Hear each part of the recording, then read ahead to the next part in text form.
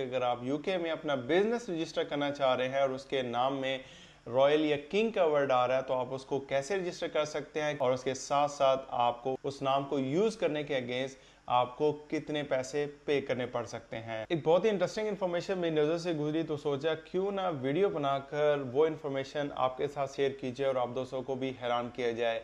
क्या आप लोग जानते हैं कि अगर आप यूके में कोई बिजनेस या कंपनी रजिस्टर करना चाह रहे हैं और कंपनी के नाम में कोई किंग या रॉयल का वर्ड आ रहा है तो आप बगैर परमिशन के वो वर्ड यूज नहीं कर सकते।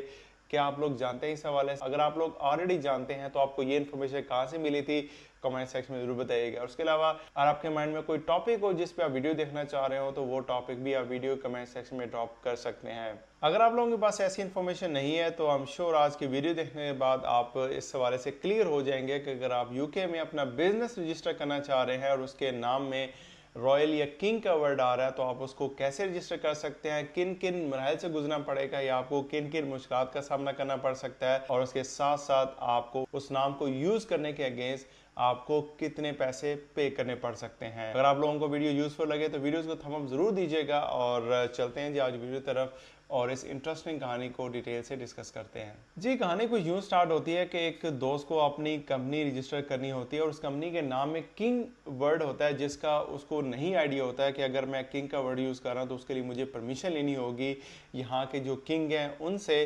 तो वो क्या करता है कि कंपनी रजिस्टर करने के लिए कंपनी हाउस की वेबसाइट पर जाता है, वहाँ पे जितनी भी इंफॉर्मेशन होती है वो पुट करता है। जब वो लास्ट पेज पे पहुंचता है तो वहाँ पे उससे पूछा जाता है कि एक नोटिफिकेशन पॉपअप होता है कि आपके पास परमिशन है किंग वर्ड यूज करने का। तो उसने उसको फर्स्ट प्लेस पे इग्नोर किया और जस्ट ओके करके उस एप्लीकेशन को सबमिट कर दिया कंपनी हाउस की वेबसाइट पे।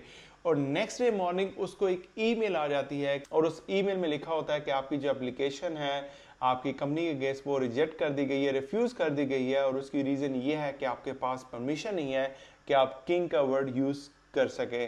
तो वो क्या करता है कि वो कंपनी हाउस में कॉल करता है, उन्हें बताता है कि मैं ऑलरेडी इतनी कंपनीज ऑन करता हूँ, मैं ऑलरेडी ये बिजनेस कर चुका हूँ, तो ये मुझे नाम रजिस्टर करते हुए ईमेल आई है कि आपका जो एप्लीकेशन है वो रिजेक्ट कर दी गई। उसकी रीजन ये है कि आपके पास किंग वर्ड यूज करने की परमिशन नहीं है। तो उन्होंने उनको बताया कि आपको इस चीज की परमिशन लेनी पड़ेगी। तो उन्होंने कहा कि मैं ये परमिशन कैसे ले सकता हूँ?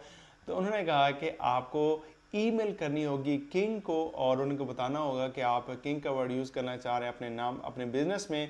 तो जैसे वो अप्रूव करेंगे वो लेटर जो आपको मिलेगा तो आप दोबारा कंपनी हाउस में सबमिट करेंगे, उसके बाद आपका जो नाम है वो अप्रूव होगा। जब कंपनी हाउस वाले उसको ये कहते हैं कि आपको किंग से परमिशन लेनी पड़ेगी तो एक दफ़ा तो वो हैरान हो गया कि यार मैं यूके का जो किंग है उसको ईमेल करूंगा और उससे ये परमिशन लूंगा, यार एक छोटे से काम के लिए ये किंग वर्ड यूज़ करना चाह रहा हूँ, मुझे परमिशन दें, और आई एम नॉट श्योर कि वो मुझे रिप्लाई करेंगे या नहीं करेंगे, तो ये क्या सिस्टम होगा। तो खैर उसने ये कहा कि मेरे पास ईमेल एड्रेस नहीं है तो आप मुझे उनका ईमेल एड्रेस दे दें या जो भी है तो मैं उस पर ये ईमेल कर दूंगा।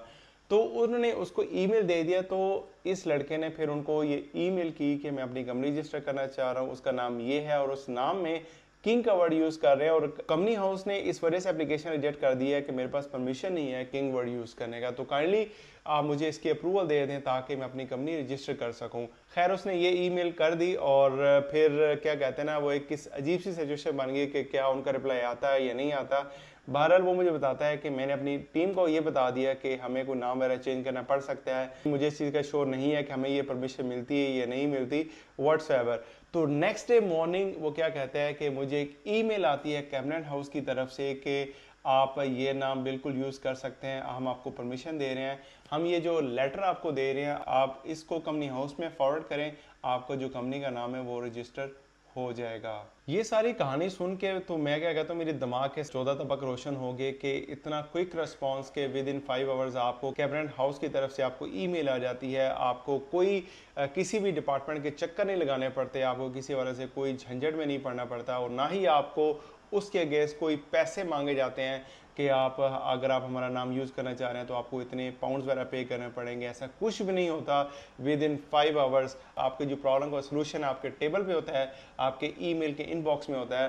तो ये है यूके का सिस्टम। और क्या ये चीज़ हम अपनी होम कंट्री में इमेजिन कर सकते हैं? अगर आपको कोई प्रॉब्लम हो जाती है आपको डिपार्टमेंट्स के चक्कर नहीं लगाने पड़ेंगे या उसके अगेंस्ट आपको कुछ पे नहीं करना पड़ेगा। आई कैन अंडरस्टैंड के ट्रेडमार्क्स होते हैं, कॉपीराइट से होते हैं और हम डेफिनेटली इसके यूज़ करते हैं, वो हमसे कुछ पैसे वगैरह ज़रूर डिमांड करते हैं। लेकिन यूके का ये सिस्टम है कि आपको with in 5 hours cabinet house की तरफ से ईमेल आ जाती है कि आप ये नाम मेरा यूज़ कर सकते हैं और आपकी जो कंपनी है वो रजिस्टर्ड हो जाएगी। तो दोस्तों ये थी कुछ इन्फॉर्मेशन कि अगर आप यूके में किंग या रॉयल का वर्ड यूज़ करना चाह रहे हैं तो उसके लिए आपको किन किन मुश्किलात का सामना करना पड़ सकता है। इस वीडियो देखने के बाद आपको क्लियर हो गया होगा। आप लोगों को ये इन्फॉर्मेशन कैसी लगी कमेंट सेक्शन में जरूर ड्रॉप कीजिएगा और आपको कोई टॉपिक हो जिस पे आप वीडियो देखना चाह रहे हैं वो भी ज़रूर ड्रॉप कीजिएगा। मिलते हैं एक नई इन्फॉर्मेटिव वीडियो के साथ। Bye for now.